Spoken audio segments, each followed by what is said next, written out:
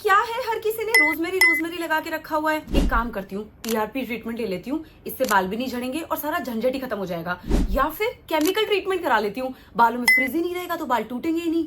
हाँ ये सही है, हेयर फॉल का सारा चक्कर ही खत्म हो जाएगा। Been there done that. I am going to burst some hair care myths जिनसे लोगों को लगता है कि मैजिकली उनके बाल ट्रांसफॉर्म हो जाएंगे, हेयर फॉल रुक जाएगा और बाल रीग्रो हो जाएंगे एकदम से। None of this is sponsored. ये सब कुछ मेरा अपना एक्सपीरियंस है जो मैं आप सबसे शेयर करने वाली हूँ। Before we all start, I am wearing our new collection which is called Rangrez, और मैंने ये बहुत ही ब्यूटीफुल, और मैं इस ड्रेस को बोलती हूँ mango matcha inspired dress, because ये हमारी सबसे वायरल ड्रेस है एंड ये इतनी प्यारी है। And all of our collection including our breeze collection is also very pretty. Please go check it out. I hope आप सबको ये पसंद आएगा। सबसे पहले मैं बात करने वाली हूँ एक बहुत ही कॉन्ट्रोवर्शियल चीज की। हो सकता है कुछ लोग मुझसे एकदम डिसएग्री करें, but this is just my opinion.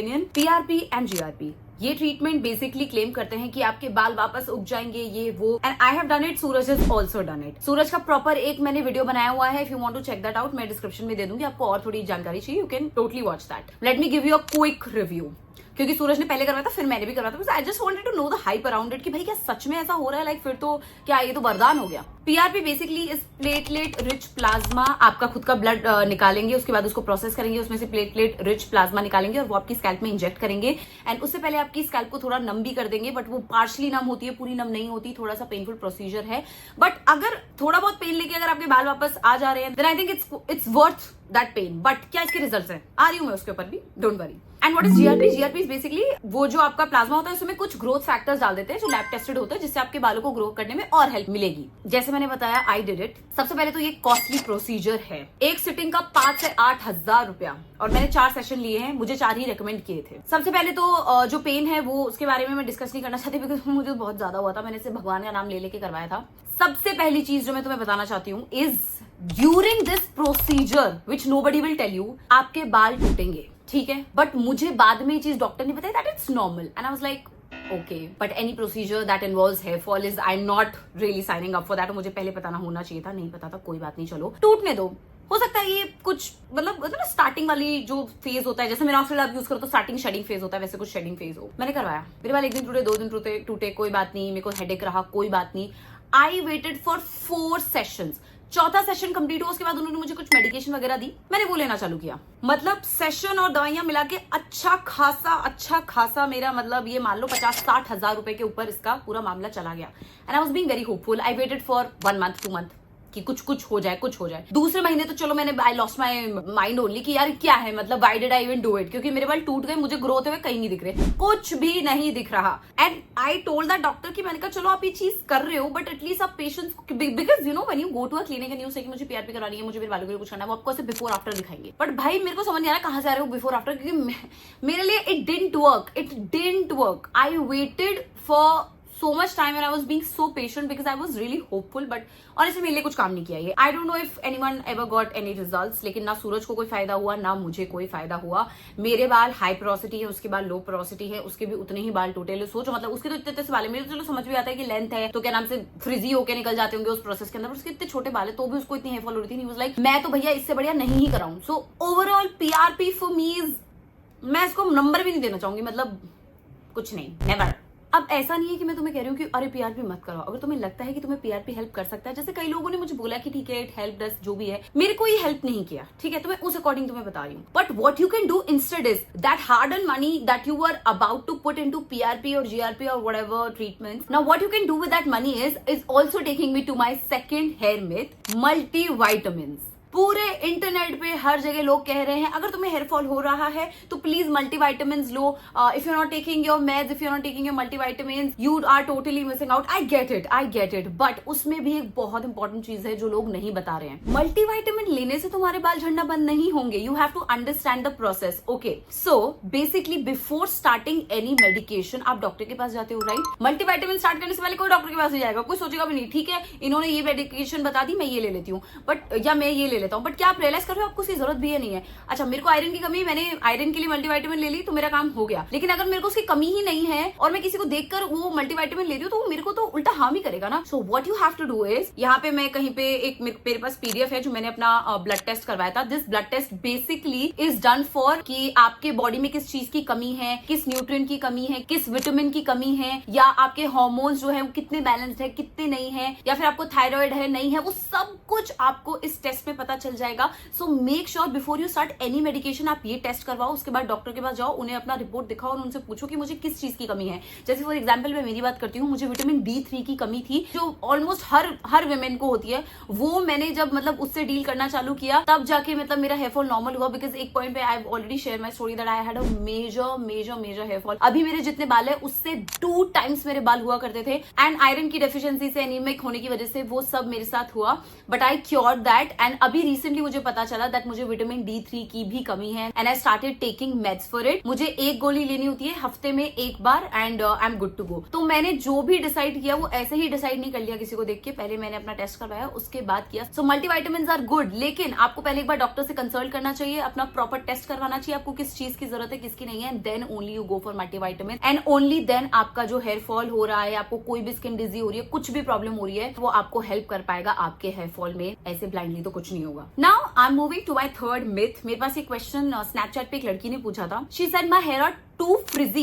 what I can do is I can get hair botox और I'll get some hair treatment जिससे मेरे बाल एकदम सीधे हो जाएंगे, और जब सीधे हो जाएंगे तो फ्रिज नहीं रहेगा, फ्रिज नहीं रहेंगे तो बाल भी नहीं टूटेंगे। I mean she has a point, right? लेकिन लेट मी टेल यू, अगर आपके बालों की नेचुरल टेंडेंसी फ्रिजी रहना है या कर्ली रहना है, अगर आप उनको फोर्सफुली सीधा करोगे या फोर्सफुली आप उनको कोई केमिकल लगा के और ट्रीटमेंट करवा के उनको सीधा करने की कोशिश करोगे या नॉन फ्रिजी करने की कोशिश करोगे, I don't know if that's a word और नॉट, तो मैं बता रही हूँ आपके बाल रिटेलिएट करेंगे। और वो कैसे करेंगे? आपके बाल बीच में से ड्रेक होना चालू हो जाएंगे, and that is the main reason कि मैं लड़कियों को कहती हूँ, specially young girls who are what 16-17, to not go for any kind of chemical treatment. Instead put that money in some ayurvedic holistic routine for your hair. वो आपको ज्यादा help करेगा, लॉन्ग टर्म बेनिफिट्स होंगे। Chemical treatment कराने के बाद 1-2 महीने तो ऐसा लगेगा अरे वाह वाह वाह खूबसूरत बाल मेरे, लेकिन बाद में जो तुम्हारा हेयर ब्रेकेज होगा, तुम्हारे बालों की जो बैंड बजेगी ना, बिकॉज बाल तुम्हारे बालों की नेचुरल टेंडेंसी को तुम फोर्सफुली चेंज कर रहे हो, वो एक पॉइंट के बाद में तो वापस उस पे आएंगे ही ना। और कितना पैसा तुम खर्च करोगे केमिकल ट्रीटमेंट्स में, उसकी भी एक लिमिट है। And I am saying because I have done those treatments, मैंने ट्रीटमेंट्स करवाए हैं, लेकिन मैंने कभी भी अपने बालों की नेचुरल टेंडेंसी, मेरे बाल नेचुरली सीधे, मैंने कभी भी उसको चेंज करने की कोशिश नहीं की। अगर मैंने ज्यादा से ज्यादा कुछ किया तो जो मेरी लेंथ है, बिकॉज एक लेंथ के बाद आपके बालों में प्रोटीन जाना बंद हो जाता है, बालों में पिगमेंट लूज होना चालू हो जाता है, तो अगर आप उसमें अच्छे से मास्क करके उसको स्टीम देना चालू करोगे,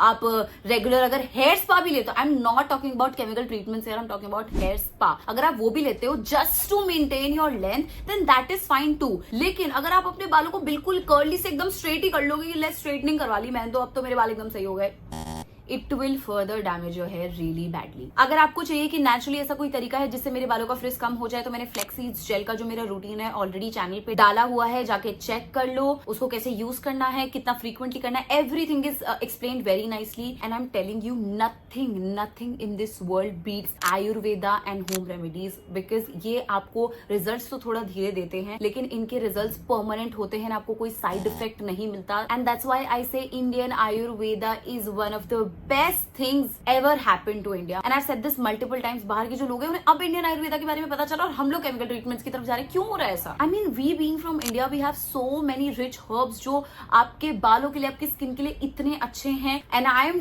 actually working on 2 of those herbs, and I will be bringing a very magical hair care routine जल्दी आने वाला है मेरे चैनल पे, and as I always say without testing it properly मैं कुछ भी नहीं बताऊंगी। ये हेयर मिक्स भी आज मैं आपको बता रही हूँ। मैं क्यों बता रही हूँ? पिछले इतने महीनों में मैंने ये PRP ले लो, आप मल्टीविटामिन ले लो, सब कुछ लो, मैं सब कुछ ट्राई किया हुआ है, उसके बाद मैं यहाँ पे बता रही हूँ आपका पैसा खर्चो, उससे पहले मेरा हो जाए, मैं आपको ओपिनियन दे दूँ, उसके बाद जाके आप चाहे करना चाहो जो करना चाहो वो आपके ऊपर है, but it's my duty to try everything and let you know what exactly is worth your money. Okay, now it's time I address the elephant in the room. Rosemary से हमारे बाल ड्राई हो रहे हैं, हमारी स्कैल्प इची हो रही है, क्या हो रहा है? गाइज रोजमेरी एक नेचुरल इंग्रेडिएंट है, एक नेचुरल हर्ब है, जिससे ये ऐसा कोई साइड इफेक्ट, मैं सच बताऊं, मेरे को इतना टाइम हो गया है यूज करते हुए, मेरे घर में सब यूज करे, किसी ने कंप्लेन ये नहीं करी, बट बिकॉज आप लोगों में से एक दो ने मुझे ये बोला है that I have to address it. देखो, या तो तुम जो प्रोडक्ट यूज कर रहे हो वो गलत है, ठीक है, या फिर तुम अपने स्कैल्प को क्लीन नहीं रख रहे हो, बिकॉज जो मेरा रोजमेरी वाला video, it is most viewed video on rosemary on YouTube, ठीक है। उसमें सबने मुझसे एक ही सवाल पूछा है, पहले तो मैं वो क्लियर कर दी थी, क्या हमें रोजमेरी वाटर लगाने के बाद अगले दिन बाल धोने की जरूरत है? नहीं है तुम्हें बाल धोने की जरूरत, ये वाटर फॉर्म में बना हुआ है, इसीलिए बेस्ट है, बेस्ट इन माय ओपिनियन। कोई भी चीज जो वाटर बेस्ड हो या सिरम जैसा उसका फॉर्मुलेशन हो, वो सबसे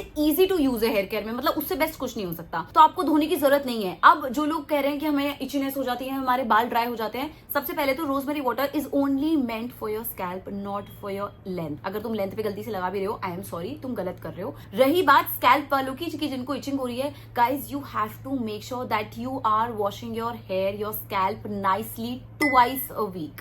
और मैंने ये चीज पहले भी बोली है, a clean scalp is the beginning of hair regrowth. अगर तुम्हारे बालों को तुम्हें रीग्रो करवाना है तो स्कैल्प क्लीन रखना बहुत जरूरी है। और मैं सच बता रही हूँ, जो लोग कर रहे होंगे ना ये वाला रूटीन, रोजमेरी वाला, रोजमेरी वाटर वाला, और अपने बालों को अच्छे से नहीं धो रहे हैं, अच्छे से क्लीन स्कैल्प नहीं कर रहे, तो ऑब्वियसली इचिंग होगी। आप रोजमेरी की आप कुछ भी लगा लो, आपको इचिंग होगी। So make sure your scalp is clean and you clean it twice a week properly. Oiling can regrow my hair. Before you all come at me कि ये लड़की अभी तो इंडियन आयुर्वेदा और ऑयल्स की और इनकी इतनी तारीफ कर रही थी, what is wrong with her?